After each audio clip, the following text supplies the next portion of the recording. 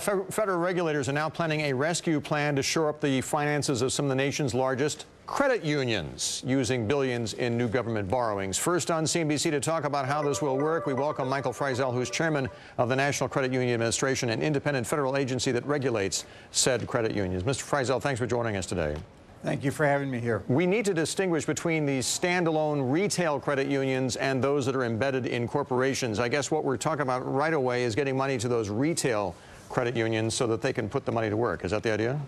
We have two tiers of credit unions. We have the natural person credit unions, which are the credit unions that most people belong to, and we have what we call the corporate credit unions. These are credit unions that act basically as banks for credit unions. And what we have happen, of course, is like all financial institutions, there is a liquidity problem. But we've been able to shore up that liquidity with loans from the U.S. Treasury money that is available to the National Credit Union Administration for credit unions in order to borrow funds. So this is not a capital infusion. This is not a handout. These are funds which are borrowed and which will be paid back to the federal government. Was the problem that they got themselves involved in mortgage-backed securities like everybody else? Some credit unions have. Fortunately, I'm able to say that the industry as a whole has not been involved in those situations. But what we're trying to do is help those credit unions that are.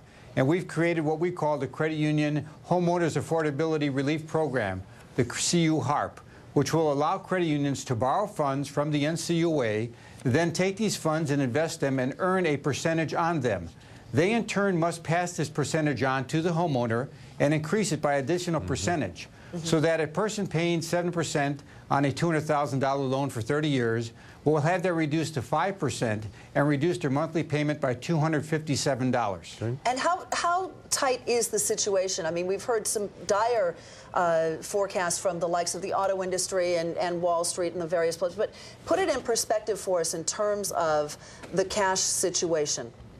Fortunately, we're not in the same type of situation as some of the banks and some of the auto industry is.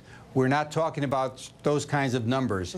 But we do have credit unions in certain parts of the countries that have problems financially.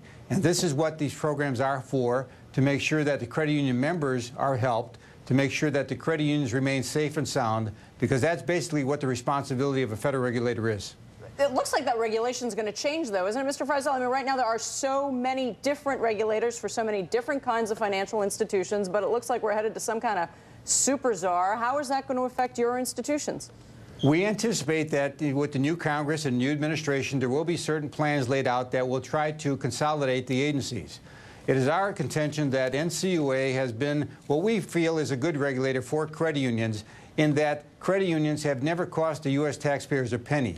They are sound financial institutions with good regulations. We believe and we hope that the Congress will see that in this particular matter, this regulator should remain in place. Just carve out an exemption just for you guys?